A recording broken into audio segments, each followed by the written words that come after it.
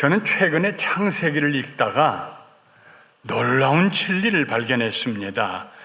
그것은 하나님께서 세상을 창조하셨을 뿐만 아니라 재창조하셨다는 진리입니다. 제가 가슴으로 읽는 성경 시리즈의 책을 쓰기 시작했을 때 어떤 젊은 아빠가 저를 찾아와서 간절히 부탁했습니다.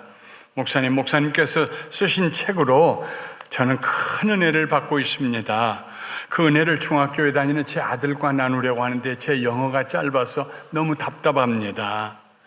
목사님 책을 꼭 영어로 좀 번역해 주세요. 그분은 그 뒤로도 몇 번이나 영어로 번역 시작하셨어요? 하고 물었어요. 그러나 한국어로 책을 쓰기도 힘든데 어떻게 영어로 쓰느냐고 마음으로 제가 안 될 일이라고 거절하고 있었습니다. 동부에 사시는 제 선배 목사님 한 분이 전화가 와서 너무 좋은데 김 목사 그거 영어로 좀 번역하면 안 될까? 그래 제 마음속에 한 사람만 더 얘기하면 내가 하나님 뜻인 줄 알고 하리라. 그랬더니 양곡교회 창원의 지영수 목사님이 목사님 그 영어로 좀 번역해요. 하나님의 뜻이구나. 작년 가을부터 시작해서 금년 3월 하순에 나옵니다. 그런데 이 책이 나오거든 여러분의 자녀들과 조카들과 손자, 손녀들, 옆집의 아이들에게까지도 선물해 주세요. 우리 교회 11학년짜리 고등학생이 번역을 했고 감수하면서 그리고 또 미술대학을 나온 청년이 표지를 그렸습니다. 이런 책입니다. 제목은 Creation to Recreation, 창조에서 재창조로 하는 책입니다. 창세기에 보면은 창조에 관한 이야기는 1장과 2장에 불과합니다. 더 없어요. 3장에 들어오면 아담과 하와가 선악과를 따먹고 타락한 이야기가 나옵니다. 그들은 에덴 동산에서 쫓겨났습니다. 그러나 감사하게도 하나님께서 인간을 타락한 채로 두지 않으셨습니다. 그들에게 구원을 약속하시고 그 표로 짐승을 잡아 그 가죽으로 옷을 지어 입혀주셨습니다. 그리고 하나님께서 계속 재창조하십니다. 아무 흠도 없이 창조한 세계를 아담과 하와가 반역함으로 타락함으로 오염을 시켰어요. 그 오염된 세계를 하나님께서 다시 재창조하시는 얘기가 창세기 3장부터 50장까지 기록되어 있습니다. 먼저 하나님께서 거룩하게 구별하시는 성별의 작업을 시작하셨습니다. 가인 대신에 셋을 구별하시고 셋의 후손들 중에서 노아를 구별하시고 노아의 아들들 중에 셈을 구별하시고 그의 후손들 중에 아브라함을 택하십니다.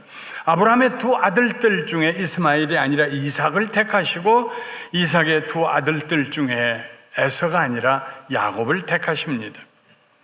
야곱의 12아들로 이스라엘을 구성해서 거룩한 나라를 세우시고 야곱의 12아들들 가운데 11번째인 요셉의 생애를 통해서 하나님의 재창조의 이야기가 대단원의 막을 내리게 됩니다. 왜 창세기에 요셉이 마지막 인물로 나왔을까? 여러분 생각해 보신 적 있으신가요? 하나님의 아들로 세상에 사람이 되어 오신 예수님은 죄가 없는 분이십니다. 예수님과 3년 동안 동행했던 베드로는 예수님을 가리켜 흠도 없고 점도 없는 하나님의 어린 양이라고 표현했습니다. 그런데 성경에서 가장 예수님을 닮은 인물이 바로 요셉입니다. 요셉은 흠도 점도 없는 사람이었습니다. 허물도 없고 실수도 없었습니다. 요셉은 마치 하나님께서 태초에 창조하셨던 아담과 하와와 같은 그런 존재였습니다. 창세기는 요셉의 이야기로 끝이 납니다. 요셉의 이야기는 하나님께서 재창조하시기 시작한 그 하나님의 일이 성공적으로 끝났다는 것을 표현하는 그런 이야기입니다.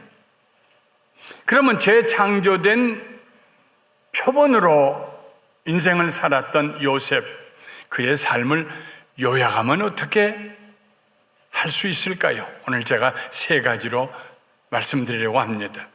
첫째로 요셉은 아주 충성스러운 사람이었습니다. 종은 아무리 충성스럽게 수고해도 섬겨도 자기 몫으로 돌아오는 것이 없습니다. 그의 생명도 그가 결혼하고 낳은 자식도 주인의 소유물에 불과합니다. 매일 수고하고 일해도 1년에 한두 벌 옷 얻어 입는 것, 별로 좋지 않은 음식 하루에 3끼 얻어 먹는 것, 그리고 일은 힘에 겨웁게 하고 일하다가 나이 들어서 몸져 누우면은 저 길가에 있는 짐승처럼 그냥 내다 버리고, 그게 종입니다. 종에게는 내일의 희망이 없습니다. 희망도 없는 종이기 때문에 충성할 필요가 없습니다. 그날 대충 살아가면 되지. 무엇 때문에 충성합니까? 충성해서 무슨 월급이 올라갑니까? 충성해서 지위가 올라갑니까? 충성해서 종의 위치에서 자유인이 될 수 있습니까? 아무 쓸데없는데 왜 충성합니까? 그런데 요셉은 충성스럽게 그의 주인 보디발을 섬겼습니다. 그의 충성스러움이 주인의 눈에 띄었습니다. 그의 주인이 여호와께서 그와 함께 요셉과 함께 하심을 보며 또 여호와께서 그의 범사에 형통하게 하심을 보았더라. 요셉이 그의 주인에게 은혜를 입어 섬김에 그가 요셉을 가정 총무로 삼고 자기의 소유를 다 그의 손에 위탁하니 여호와께서 요셉을 위하여 그 애굽 사람의 집에 복을 내리심으로 여호와의 복이 그의 집과 밭에 있는 모든 소유에 미친지라. 하나님께서 요셉과 함께 하셨어요. 요셉이 주인을 위해서, 그 집을 위해서 충성했어요. 하나님이 축복을 하셨어요. 요셉이 하는 일마다, 선택하는 일마다, 결정한 일마다 다 잘 됐어요.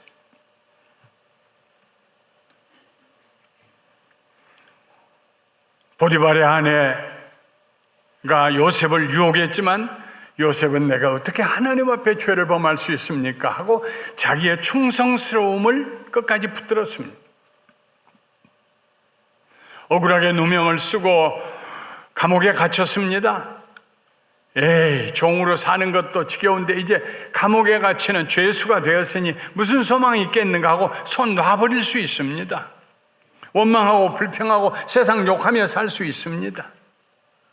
그러나 요셉은 감옥 안에서도 충성스러운 인생을 살았습니다. 얼마나 그가 충성스러웠던지, 그가 어떻게 충성스러웠는지에 대해서 할 얘기가 너무나 많습니다. 소설로 써도 10권을 쓸 수 있을 것입니다. 우리가 상상할 수 있는 모든 일들입니다.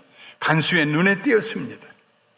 그래서 간수가 한 가지, 두 가지 일을 맡기다가 감옥 안에 재반 사무를 요셉의 손에다 다 넘겼습니다. 너 알아서 해라.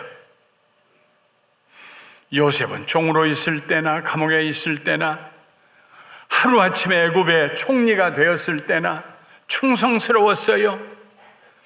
내가 너보다 높은 것은 이 의자밖에 없다 하면서 모든 법령을 만들고 시행할 수 있는 인장 반지를 바로 왕이 요셉의 손에 끼워준 그 시각부터, 바로 그 다음날부터 요셉은 애굽의 전국을 순찰하기 시작합니다. 앞으로 7년 동안 엄청난 풍년이 다가올 터인데 잉여 농산물을 어디다가 저축하면 좋을까? 어디에다가 창고를 지으면 좋을까? 참, 요셉은 타고나기를 충성스러운 사람이에요. 성경은 예수님을 충성스러운 증인이라고 기록하고 있습니다. 요한계시록 1장 5절에 또 충성된 증인으로 죽을 자들 가운데서 먼저 나시고 땅의 임금들의 머리가 되신 예수 그리스도라고 그랬습니다. 예수님은 충성스러운 분이에요. 예수님은 세상에서 복받는 원칙을 이렇게 세우셨습니다. 너희가 만일 남의 것에 충성하지 아니하면 누가 너희의 것을 너희에게 주겠느냐? 누가복음 16장 12절에 있는 말씀입니다. 충성은 남의 것을 내 것처럼 다루는 자세입니다. 바울도 그렇게 가르쳤습니다. 맡은 자들에게 구할 것은 충성이니라. 가게에 직원이 들어왔어요. 이전에 직원들은 그냥 손님 오면은 인사도 안 하고 얼굴도 굳은 채로 그렇게 물건 팔았는데, 흥정하다가 사람이 그냥 손님이 지나가도 그냥 모르는 척하고 무심했는데, 이번에 새로운 직원 하나가 있는데 별자가 들어왔어요. 손님이 들어오면 막 화들짝하게 웃는 얼굴로 어서 오세요, 웰컴, 굿모닝 하고 맞이하고 정성을 다해서 만들어서 주고 자세하게 설명해서 이 물건과 이 물건은 무슨 차이가 있는가를 얘기를 하고, 그 손님이 돌아서 나가려고 하면 이것도 좀 보세요, 이것 좀 보세요 해서 끝까지 붙들고 물건을 팔아주고, 나가는 손님을 향하여서 그저 90도로 절을 하면서 또 오시라고, 아이를 데리고 왔으면 정말 아이가 똘똘하게 생겼다고 시키지도 않는데 주인이 쳐다봅니다. 별자다. 이게 네 가게냐? 뭐 때문에 그렇게 열심히 팔어? 나 또 처음 보네. 그게 충성이요. 남의 것을 내 것처럼. 누가 그렇게 살아요? 하나님이 거듭나게 해주는 사람, 주신 사람, 재창조된 사람, 어떤 환경에 있든지 그는 그 환경 가운데서 자기가 할 수 있는 최선의 열매를 맺어요. 충성스러운 사람. 왜 우리가 세상의 일들의 관계에 충성해야 할까요? 우리를 보고 계시는, 우리를 대하시는, 우리와 동행하시는 하나님이 신실하시기 때문에 나는 하나님 앞에서 내게 주신 시간과 내가 하는 모든 일에 성실할 것이다, 충성스러울 것이다, 그렇게 사시기를 주님의 이름으로 축원합니다. 둘째로, 요셉은 하나님의 은혜를 아는 사람이 되었습니다. 애굽 총리가 된 요셉의 초청으로 아버지 야곱과 그의 가족들이 애굽 고센 땅에 정착했습니다. 어느 날 야곱은 아들 요셉과 함께 바로 왕 앞에 초청을 받아 갑니다. 바로가 내 나이가 몇 살이냐고 물었어요. 야곱이 바로에게 대답합니다. 내 나그네의 길의 세월이 130년이니이다. 내 나이가 얼마 못되니 우리 조상의 나그네 길의 연조에 미치지 못하나 험악한 세월을 살아 보내었나이다. 내 나이 130세인데 우리 조상들의 나이에 비하면은 절반도 안 되는 나이인데 내가 험악한 세월을 살았습니다. 야곱이 말하는 세월은 무슨 뜻일까요? 신약 성경에서 세월은 카이로스라고 하는 어떤 정해진 시간을 말합니다. 우리는 몇 년도에 태어나서 몇 년도에 세상을 떠납니다. 정해진 시간, 카이로스. 그게 세월입니다. 그 시간이 세월일까요? 아닙니다. 세월은 공간입니다. 그 시간 동안에 내가 살았던 곳입니다.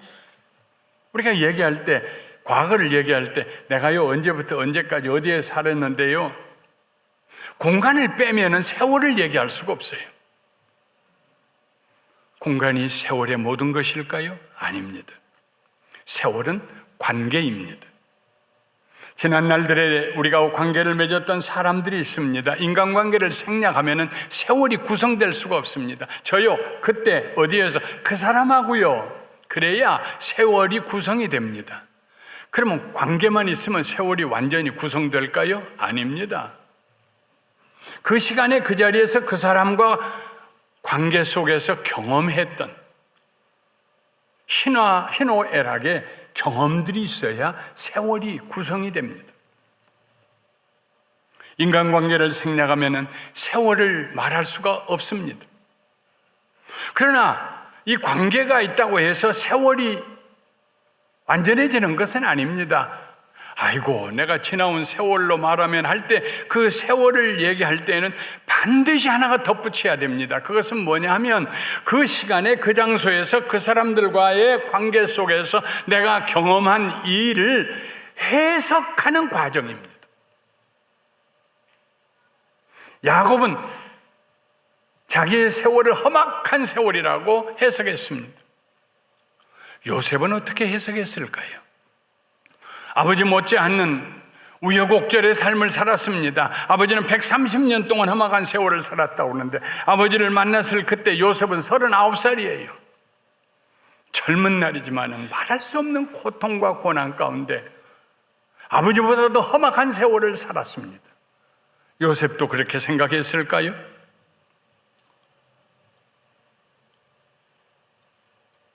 흉년이 2년 차로 접어들었을 때 10명의 형들이 곡식을 사러 애굽으로 내려왔습니다. 만일 요셉이 자기 세월을 부정적으로 해석했다면 형제들에게 원수가 풀 기회가 왔다고 생각했을 것입니다. 그거 봐요. 형들 내가 꿈꾼 거 기억나요? 한 20년 됐지만 잊어버렸어요? 형들이 묶은 단들이 내가 묶은 단에게 엎드려 절했다는 거 기억나요? 아이고, 그 꿈대로 되네. 이제 해와 달과 11별들이 나에게 절했다는 거 기억나요?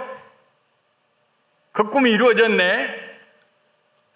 그렇게까지는 얘기하지 못해도 입을 빙긋이 웃으면서 곁눈질 하면서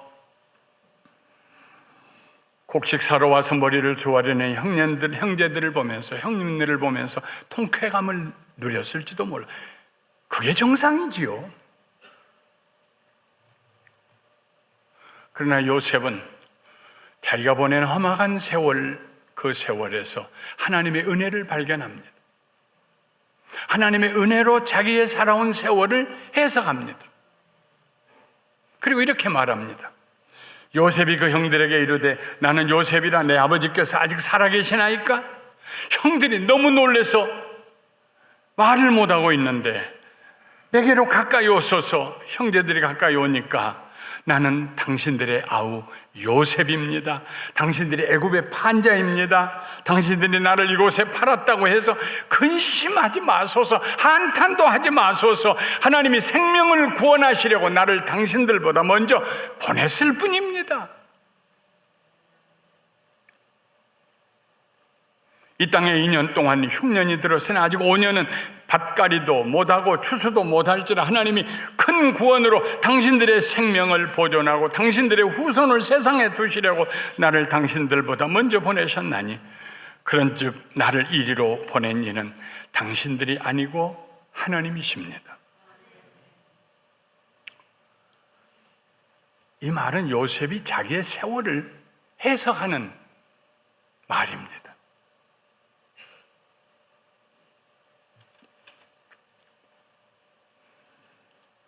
그가 꾸었던 꿈도 재해석했을 것입니다. 형제들이 묶은 단이 나에게 절을 하고 해와 달과 11별들이 자기에게 절을 하고가 아니고 자기가 그들을 섬기게 하도록 하나님께서 자기를 먼저 보내셨다고 재해석했던 것입니다. 그의 고통스러웠던 시간들, 종살이하고 갇혀있던 공간들, 보디발과 그의 아내와의 맺은 관계들이 얼마나 분했을까요? 그러나 하나님의 은혜가 임하자 요셉의 세월에 엄청난 값이 매겨졌습니다. 크고 영광스러운 값이 매겨졌습니다.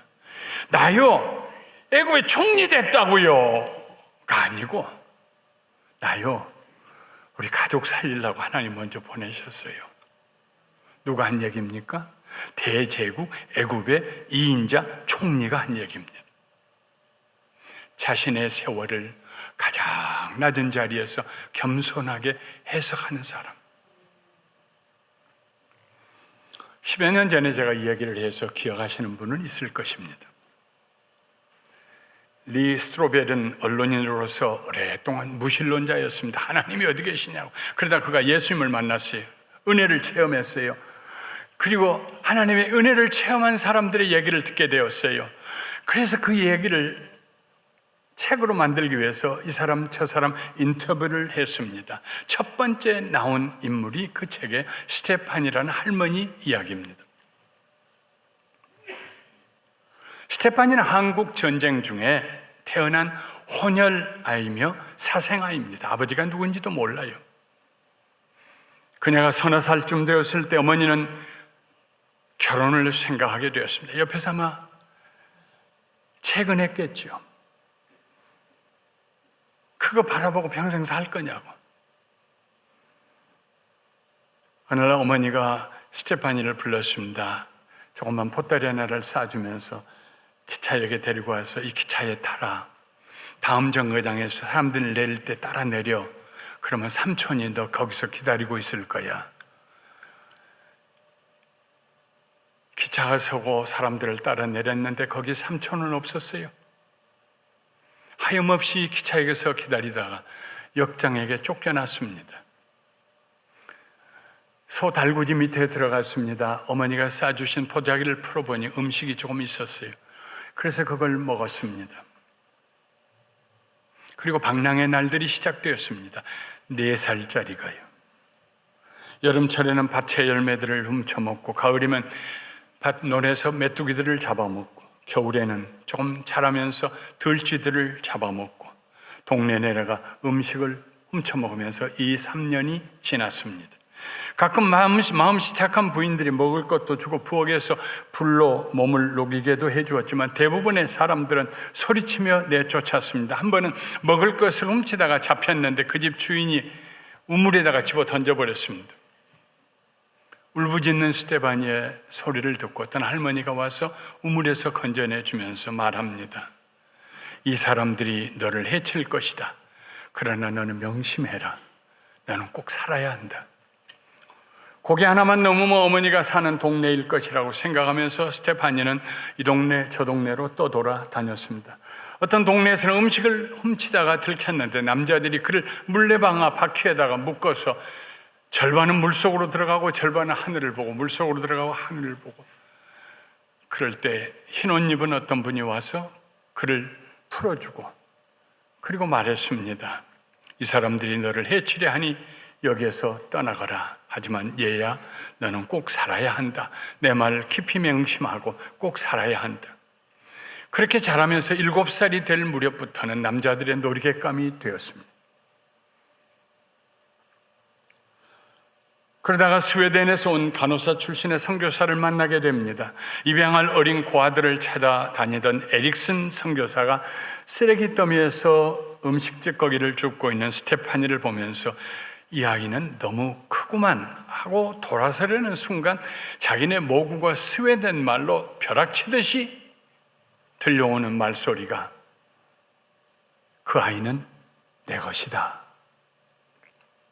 그 음성을 듣고 선교사님은 하나님의 음성인 줄 알고 스테파니를 진료소로 데리고 가서 몇 주 동안 치료를 받게 합니다. 건강을 회복한 후에 월드비전 고아원에 데려다 주었습니다. 9살 때 스테파니는 그 고아원에서 훗날 자기의 양부모님이 될 선교사 부부를 만나게 됩니다.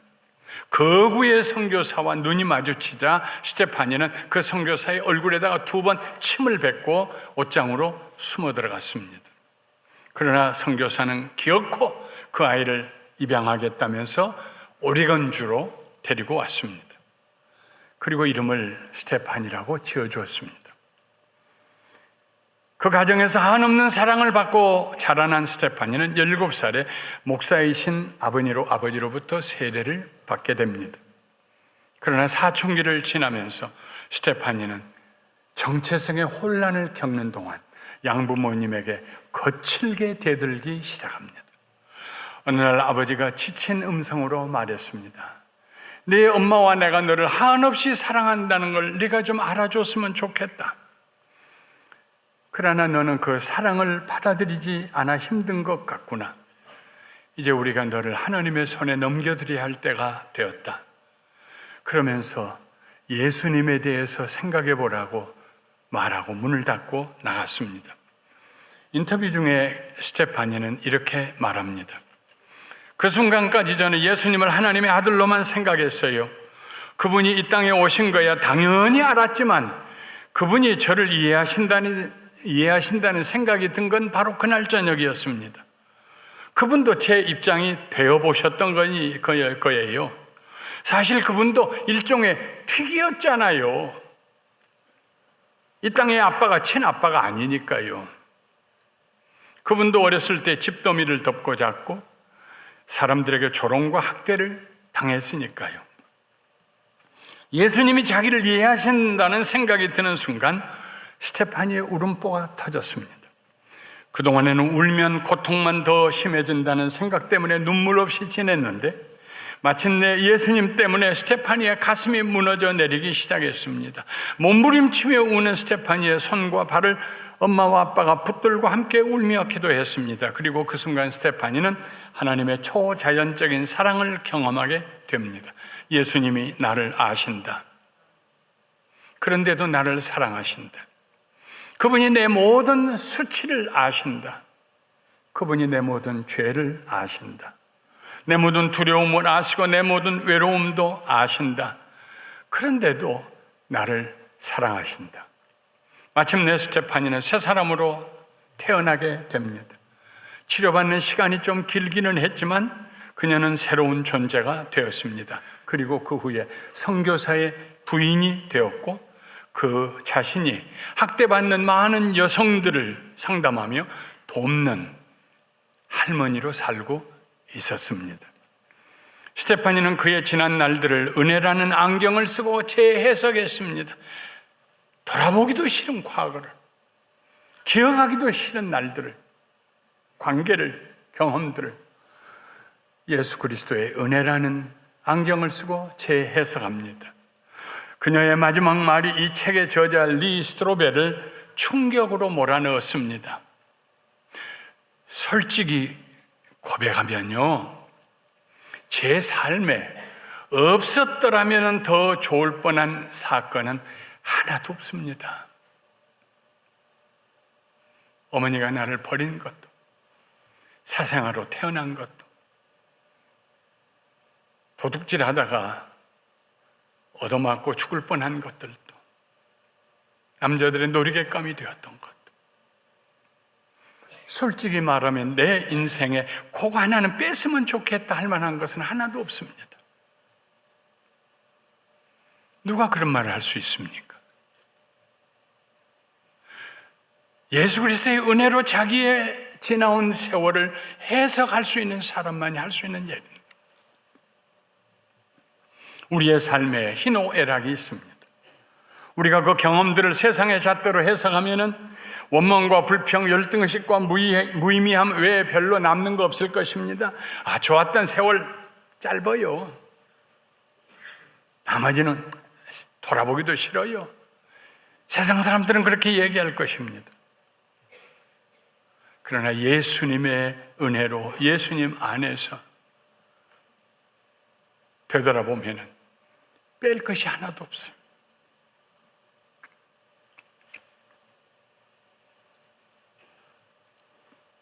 바울이 말했습니다. 내가 나 된 것은 하나님의 은혜로 된 것이니 내게 주신 그의 은혜가 헛되지 아니하여.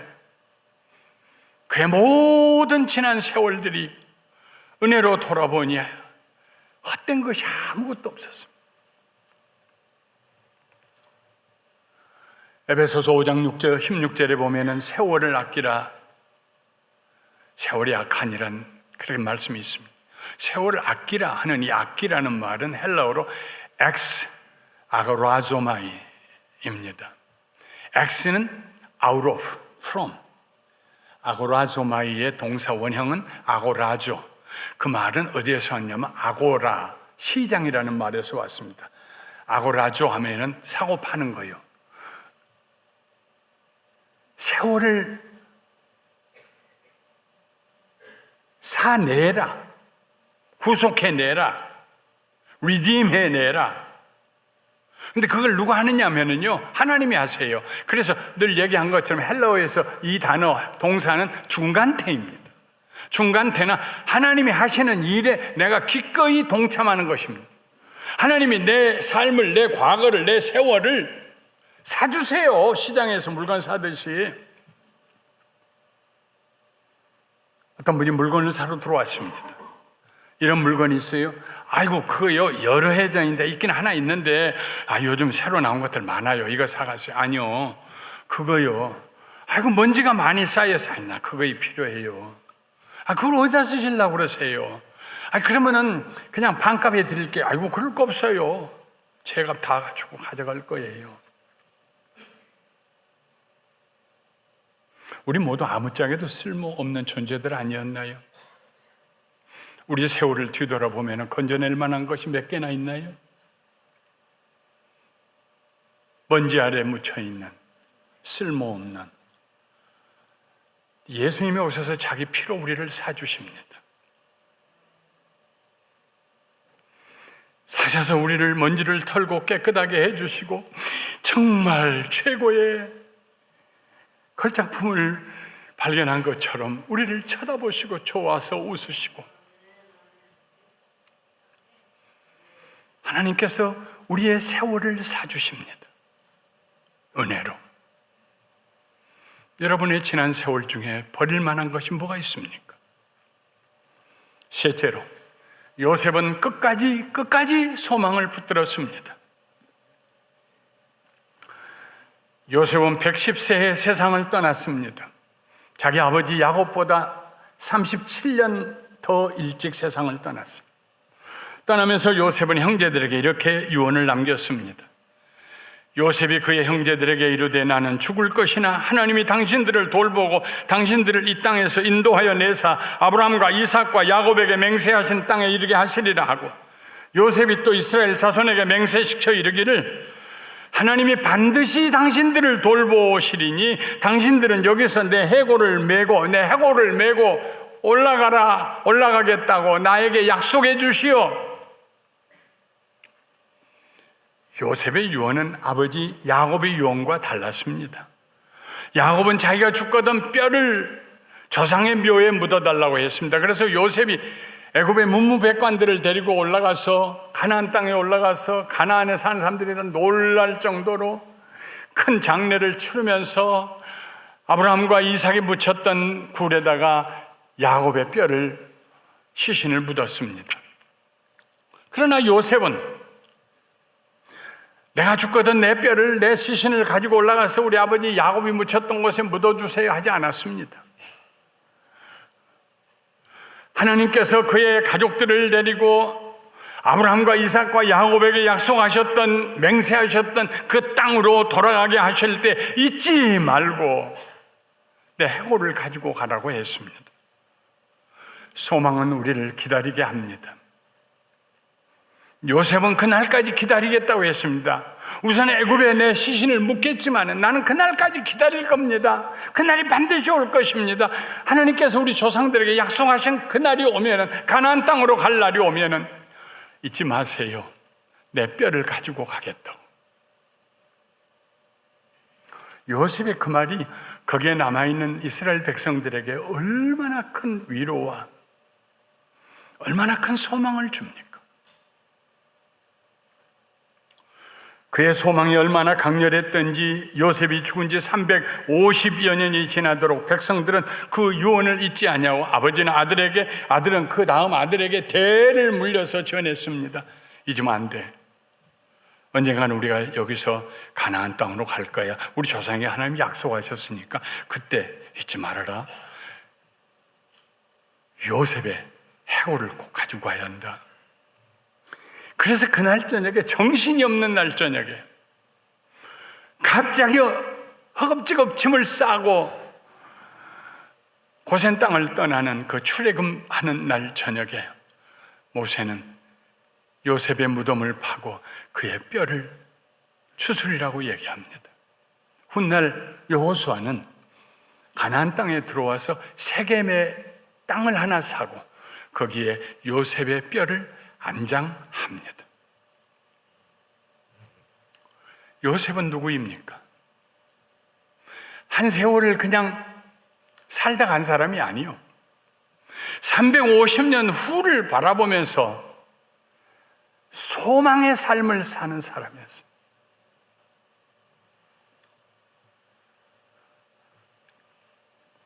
재창조된 사람은 소망의 삶을 살아갑니다. 삶의 긴장의 끈을 놓지 않습니다. 바울은 고백했습니다. 나는 선한 싸움을 싸우고 달려갈 길을 마치고 내 믿음을 지켰으니, 끝날까지 그는 선한 싸움을 싸우고 달려갈 길을 마치고 믿음을 지키고 끈을 놓지 않았어요. 재창조된 사람, 거듭난 사람, 예수로 말미암아 하나님의 자녀로 새롭게 된 사람은요, 언제나 그의 입에서 나오는 말은 소망의 말입니다. 소망을 주는 것보다 더 큰 축복이 어디 있습니까? 얘야, 아무리 봐도 넌 참 잘 될 사람 같다. 그보다 더 큰 축복이 어디 있어요?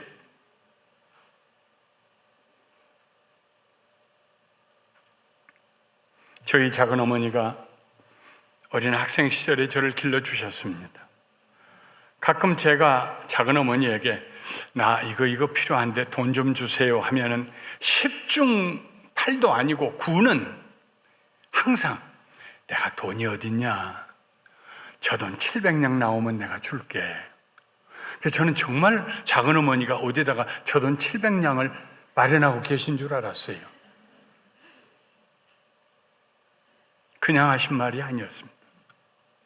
네가 태어난 그날부터 나는 네가 세계적인 주의 종이 되기를 원했다 하시면서 모아놓으셨던 두 줄 속의 돈, 그 돈으로 저를 대학원까지 공부시키셨습니다.